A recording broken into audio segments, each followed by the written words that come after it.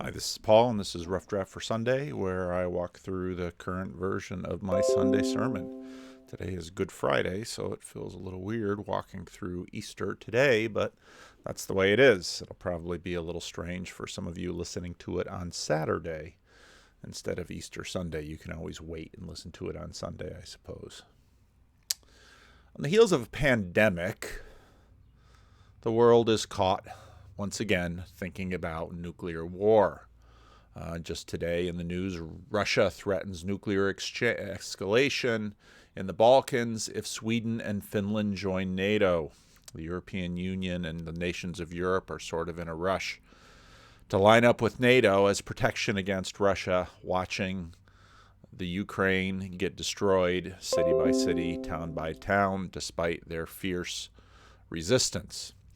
All of this brings memories of the Cold War, 1983, big blockbuster movie The Day After that depicted Lawrence, Kansas in a time of a nuclear exchange.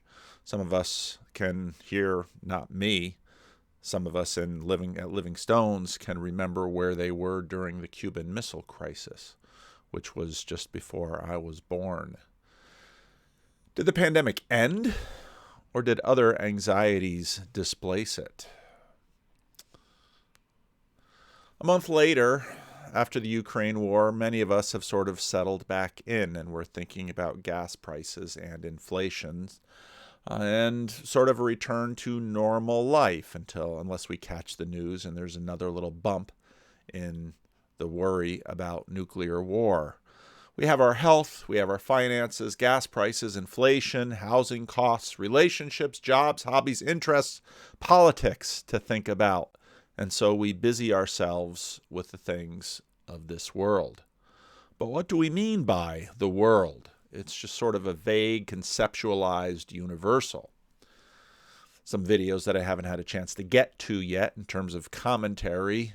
Jonathan Pageau's conversation with Brett Weinstein, Jonathan Pageau's conversation with, what's his name? Paul Kingsnorth, same first name as me.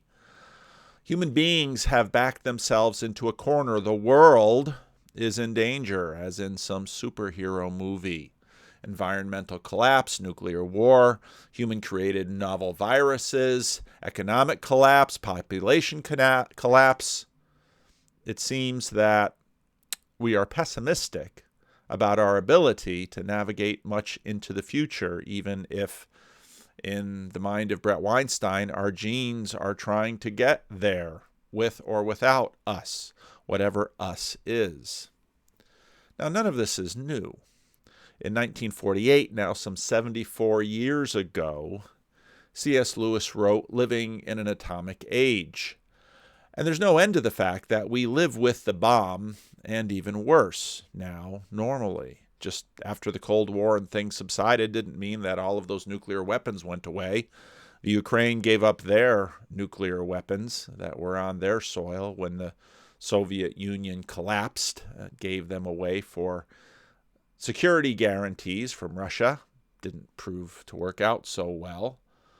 C.S. Lewis challenged his readers, who were sort of panicky about the fact that the Soviet Union, the Russians, got the bomb in 1948, asked them, what kind of a world did you think you were living in? Oh, sure, now there's nuclear war, but before that we had all sorts of ways of seeing the human race end, or at least your little bit of the human race end. In fact, the world is sort of a picture that swirls around us and our concerns. You hear it all the time. The day my husband or my wife died, my world ended. The world is, in fact, sort of a funny thing. I made this little diagram to give us some conceptualization of the world. We have all of this history behind it, and it meets us in the world, but the world in many ways is not only all of this stuff outside ourselves, our neighbors, nuclear bombs, gas prices, food, shelter, all of those things, but the way that it touches us and the way that it looks to us from our history in the past. It doesn't totally complete our circle, but it's a big part of it. The world out there matters.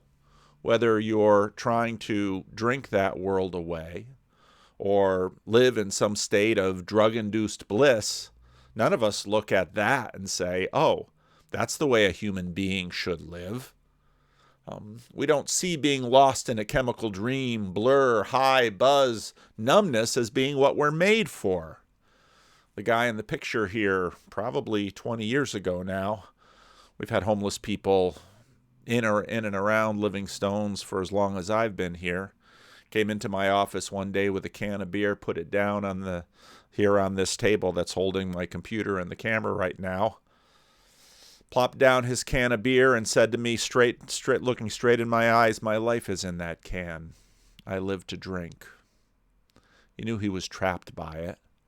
Larry worked off the books as a painter, painting for a guy who had a lot of apartments, and every time someone moved out of the apartments, they would need to be painted white, so he just painted apartments, always white, for cash. If the weather got really bad, he'd use some of his income to stay in a cheap hotel, but for the most part, why pay for lodging when his life was in that can? It was just simply alcohol. That was his world. Now, a few weeks ago, we looked at the resurrection of Lazarus, and Jesus' resurrection is not simply Lazarus' resurrection 2.0. That Jesus can bring people back from the dead is no small thing, but the resurrection of Christ says something large enough to displace the age of decay and personal enough to rescue us from ourselves. Salvation has that kind of bandwidth. It must. And it isn't just Jesus in my heart or in some communal imagination. It isn't just Jesus, a myth.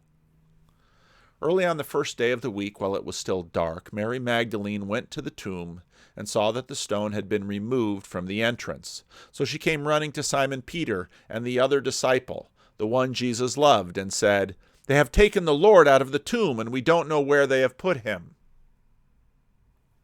So Peter and the other disciple started from the tomb. Both were running, but the other disciple outran Peter and reached the tomb first. He bent over and looked in at the strips of linen lying there, but did not go in. Then Simon Peter came along behind him and went straight into the tomb. He saw the strips of linen lying there, as well as the cloth that had been wrapped around Jesus' head. The cloth was still lying in its place, separated from the linen. Finally, the other disciples, who had reached the tomb first, also went inside. He saw and believed. They still did not understand from the scripture that Jesus had to rise from the dead. Then the disciples went back to where they were staying. He saw and believed. His world changed in that moment. Peter maybe would take a little longer. Peter was second to the disciple Jesus loved, but entered first. The wrappings, strangely placed there. People have paid attention to this little bit of detail that is in the account. And it's interesting that, well, they didn't see what they expected to see. The wonderment, not by what was seen, by what they expected to see, which was not there. The linen's just there. Now, from very ancient times, this was seen as proof that Jesus' body was not simply heisted. Because really, if you're going in there to steal a corpse from a grave, you wouldn't take the cloth away. You'd keep him wrapped. Why run away with that cold, heavy, naked body? And then they leave. They go back to where they were staying. Now, stunned might be the right word, and whether they said anything to each other or just sort of walked in strange bewilderment at the change in the world, the text doesn't say. The beloved disciple believes. Peter is still scrambling. What do they do when they return? Do they talk to others? They're trying to piece it together. Their world has changed. The world has changed. Now Mary stood outside the tomb crying. This is a terribly poignant picture. Now, Part of what we've been doing for the last number of weeks during Lent is we've just been following John. You can go to Matthew, Mark, and Luke and find other women there too. But if we notice the pattern of John, John just gives us a personal picture again and again. The story through the eyes of the witnesses. One-on-one, personal engagement. And so we focus on Mary alone. She stands outside the tomb weeping. Her beloved is gone, the one who saved her from the demons, from herself, from the world that she had known. The one that had become her world was gone, and she had no place to go. As she wept, she bent over to look into the tomb, and she saw two angels in white seated where Jesus' body had been, one at the head and the other at the foot.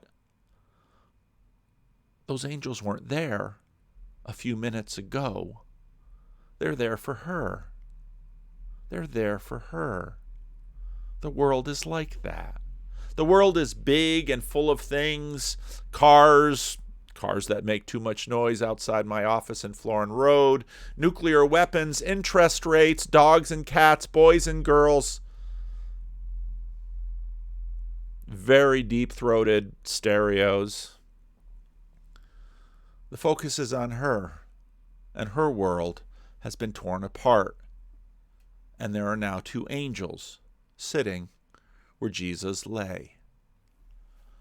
They asked her, "Woman, why are you crying?" "They have taken my Lord away," she said, "and I don't know where they have put him.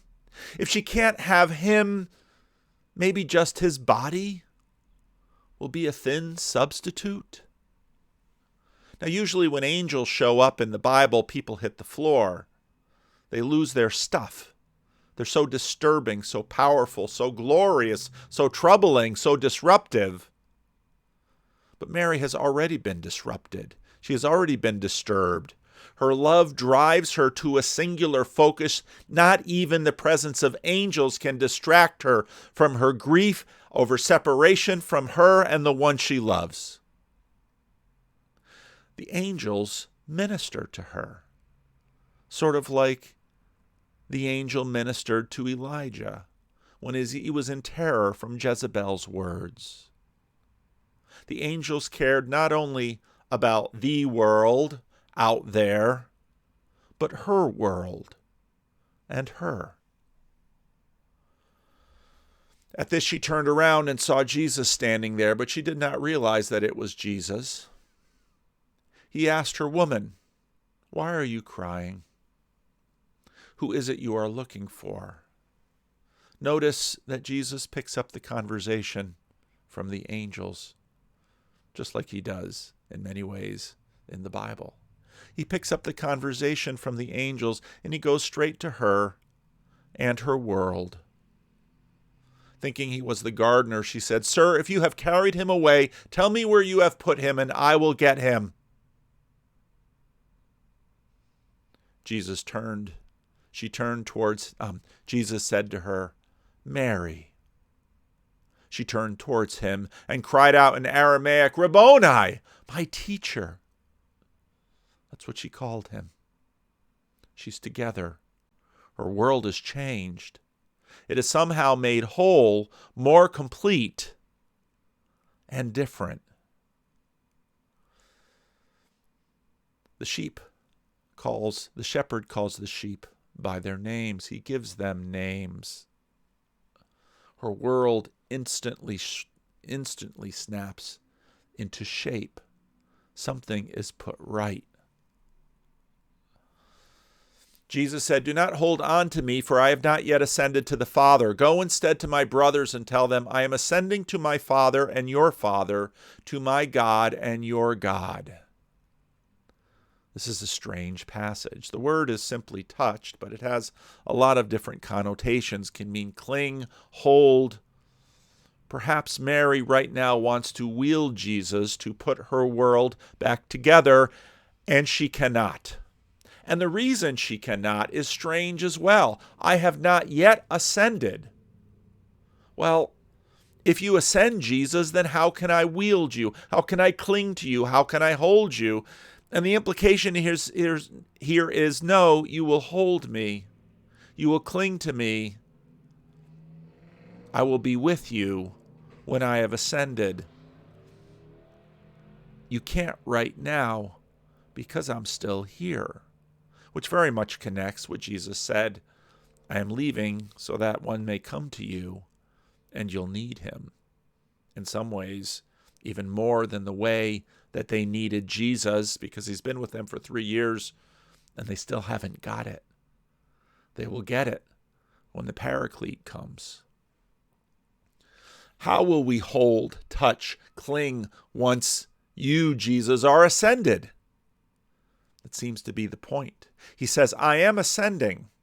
Now, John doesn't have a nice ascension story like Luke has in Luke and Acts.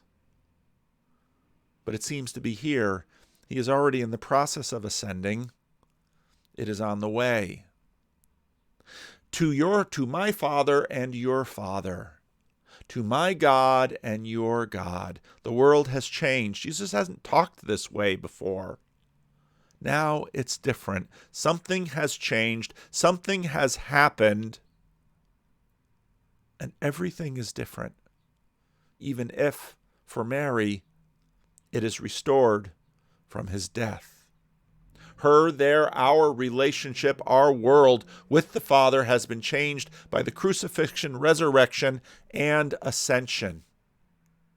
Mary went to the disciples with the news, I have seen the Lord, and she told them he had said these things to her. How are we? Unreliable? Insecure? Destructive inside and out?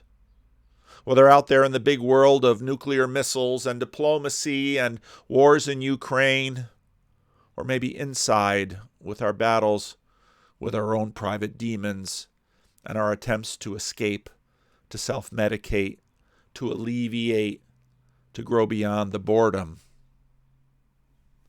The tomb is empty. He is risen, never to die again. He is ascended and still ascending in some ways. He has conquered sin and death and is still conquering sin and death in some ways. He called Mary by name. He calls you by name. He comes to change your world. He comes to change the world.